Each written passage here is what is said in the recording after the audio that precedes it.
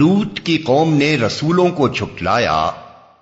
یاد کرو جبکہ ان کے بھائی لوط نے ان سے کہا تھا، کیا تم ڈرتے نہیں؟ میں تمہارے لیے ایک امانت دار رسول ہوں، لہذا تم اللہ سے ڈرو اور میری اطاعت کرو۔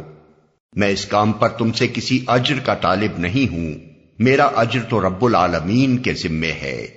کیا تم دنیا کی مخلوق میں سے مردوں کے پاس جاتے ہو اور تمہاری بیویوں میں تمہارے رب نے تمہارے لیے جو کچھ پیدا کیا ہے اسے چھوڑ دیتے ہو؟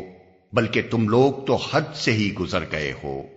انہوں نے کہا، اے لوط، اگر تو ان باتوں سے باز نہ آیا تو جو لوگ ہماری بستیوں سے نکالے گئے ہیں ان میں تو بھی شامل ہو کر رہے گا۔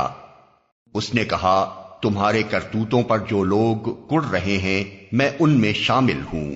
اے پروردگار، مجھے اور میرے اہل و عیال کو ان کی بد کرداریوں سے نجات دے۔ آخر کار ہم نے اسے اور اس کے سب اہل و عیال کو بچا لیا، بجز ایک بڑھیا کے جو پیچھے رہ جانے والوں میں تھی۔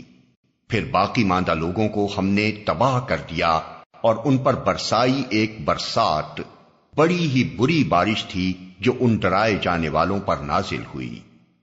یقیناً اس میں ایک نشانی ہے، مگر ان میں سے اکثر ماننے والے نہیں، اور حقیقت یہ ہے کہ تیرا رب زبردست بھی ہے اور رحیم بھی۔